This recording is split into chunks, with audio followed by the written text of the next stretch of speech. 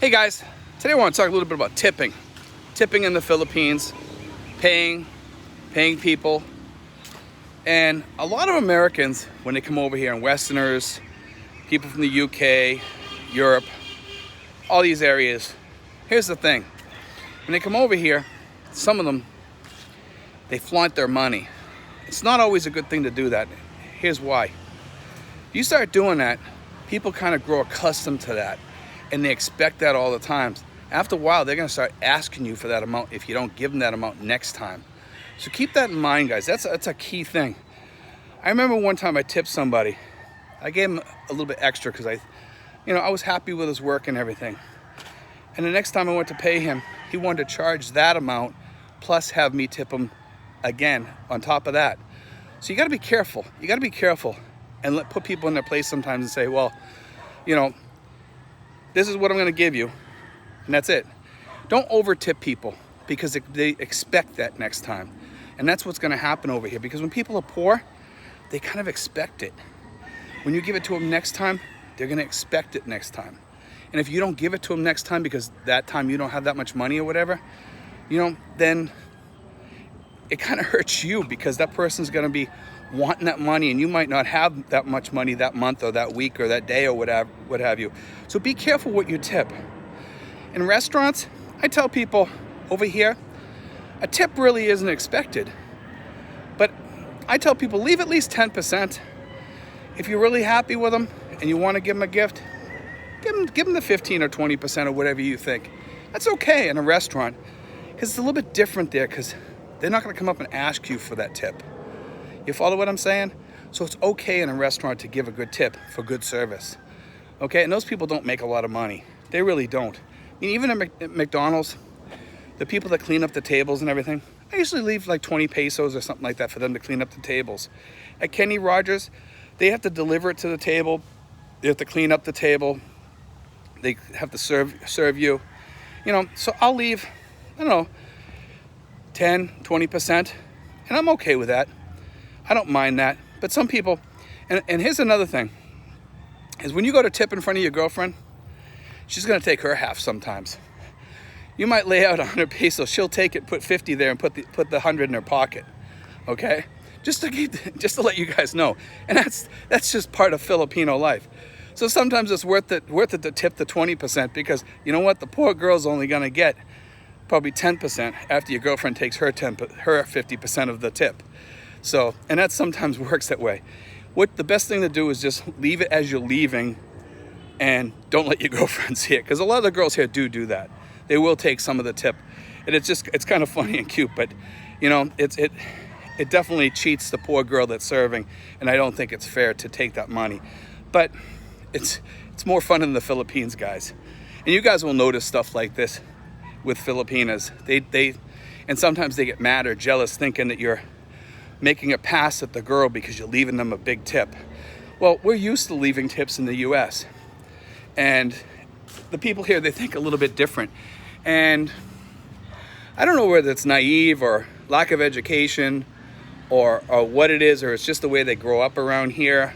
I'm not sure quite what it is, but that's just kind of the way it is here in the Philippines. And we have to kind of learn to live with their ways of living versus our ways of living. So it's kind of fun.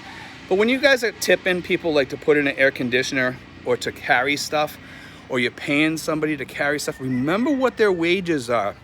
Do a little study on what wages are here, because for like somebody like a contractor here, and when I say contractor, I'm talking like a laborer / contractor, whatever. They're probably getting about 700 a day, 500 a day, somewhere around there, 500 to 700 a day on average, to be doing building a home or whatever. So let's say you hire one of these guys and you tell him, hey, I want to have like some things put in my house. It's going to take me a couple hours or whatever. How much would you charge me to do this? A lot of them will tell you, no, you pay me whatever. Because they know an American will give a fair wage. They know it. And it's okay to give the guy a fair wage. And I have no problem with that whatsoever. I had a guy the other day, and if I had a locksmith do this, the locksmith probably would have charged me in the US probably about $100 to come out and put a lock in my door, a deadbolt lock. It's probably what they would have charged. Probably $100, if not more. Probably more like 150 or 200. Locksmiths are expensive to come out to your house and actually do the physical work. So anyway, this guy comes, puts it out, puts it in. He's working over there, probably for about 2 hours he was over there. He put in 2 peepholes, one in one door, one in the other door, so that you can see when somebody's coming or whatever, okay? So I told him I'd give him $5.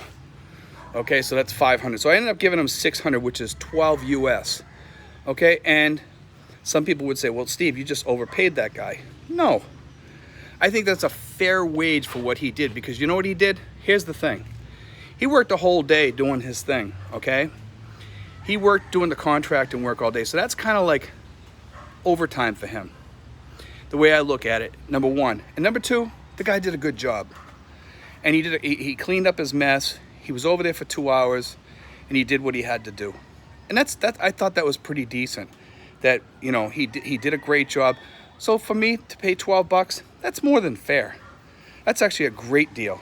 You know, that's an awesome, fantastic deal. So I don't mind paying for good labor, good help. So guys, when you're looking at somebody, when you're paying somebody in the Philippines, people like that, for us, that's a drop in the bucket, okay? And not just that, you're kind of helping the economy around you. You're helping that guy and you're letting him know that you appreciate him.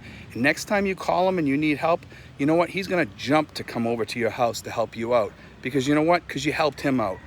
And you're paying him a decent, fair wage, okay? So there's nothing wrong with that, especially for us expats who get paid higher. I understand some guys don't have that kind of money. There's other expats out there that don't make a lot of money, okay? It's okay to pay them less then. Pay them their fair wage that they ask for or whatever. Pay them whatever you feel is a decent wage, okay? You don't have to go high. You can go low too, okay? And they'll still appreciate the fact that they're making a few bucks. Don't worry about that. You're still helping them, okay? But at least pay them at least what they would normally earn. Maybe a little bit higher. And you'll be in the safe range with them. And you know what? You can still use them. But it's better to pay them a little bit extra. And remember, if they're doing it after their regular day's job, that should be time and a half. You know, because time and a half to us, that's peanuts. For them, it might be some extra rice on the table, or buying some fish or pork for their family. Might be paying the electric bill that month or what have you. Anyways, you're helping them out. Anyway, guys, I just want to talk a little bit about that today, just to get you guys to understand about tipping and gratuities and all that. Remember, when you get a haircut, you pay, I don't know, 100 pesos for a haircut here. Give the guy a tip, 50 pesos. It's not gonna kill you. He'll appreciate it. And you know what? Most of the time when you're in there, over here, it's almost customary. Probably about half the barbershops will give you a massage. They give you a massage, and if you want, you can get your beard trim, things like that for a few extra bucks. And it's cheap. It's cheap, cheap, cheap. Probably for about 200 pesos, 300 pesos. You can get a shave, get your eyebrows trimmed, you know, get your hair cut, whatever. And they always give you like a massage before you leave. You're all relaxed and you feel good when you walk out the door. It's pretty decent, and it's cheap money. Give the guy a tip. Sometimes, if I really like the haircut and it looks really good, and I'm in a good mood that day, sometimes I'll pay him double. Because for $2 for a haircut, you know, what's it giving him for? $4 is nothing in the States. We don't even think about it. Anyway, guys, God bless. Take care.